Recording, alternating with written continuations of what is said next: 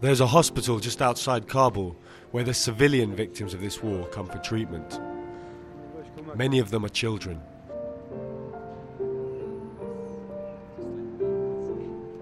Some of them have stepped on old landmines, and others are the victims of the coalition forces' mistakes.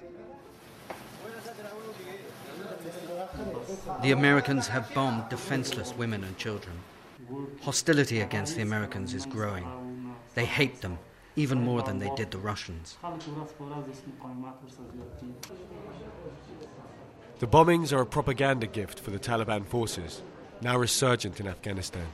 Since 1979, the Afghan people have grown used to suffering. The Russian invasion, the tribal wars, and the Taliban rule that followed, and then America's invasion. But to be bombed in error by people who are meant to be their allies is too much for many Afghans to bear.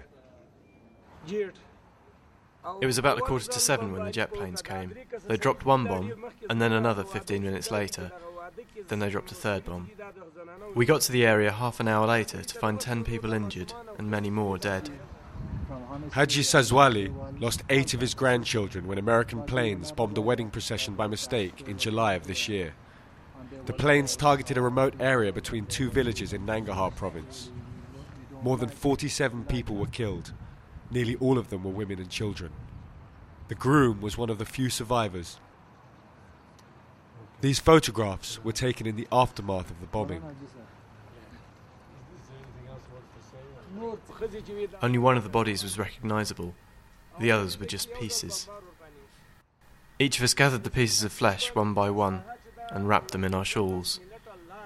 Then we carried them for an hour and a half back to our village. As if anxious to be believed, Haji Sazwali produces a list of all the victims from the village that day in July. US forces say they never target civilians deliberately.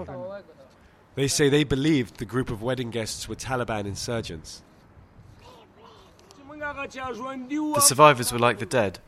Everybody was in shock. Nobody could speak. Everybody was crying. They were sitting with their heads in their hands.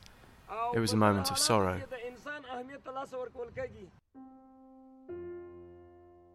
Just a month later, another village and another mistake. This time it was Azizabad in Herat province. 90 people were killed, 60 of them children. Again, the American forces at first claimed the victims were insurgents, but months later they conceded that they had killed civilians. More bombs were dropped on Afghanistan in June and July than in the whole of 2006, according to Human Rights Watch. And this is directly affecting the number of civilian casualties. The director of the Afghan Independent Human Rights Commission has told The Guardian that their field research puts the number of dead from these airstrikes at nearly 600, though this figure has not been independently verified.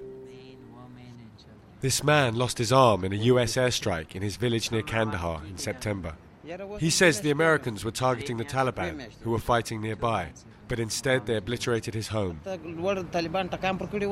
The Taliban were firing at them, and they bombed us, women, children.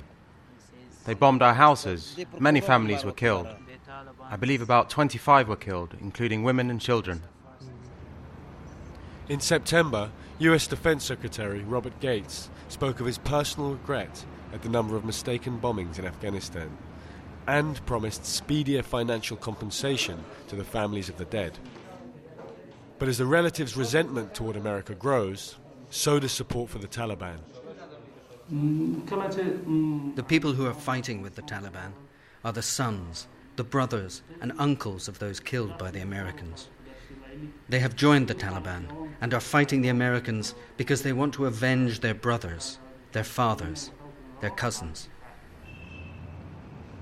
Afghans are no strangers to war.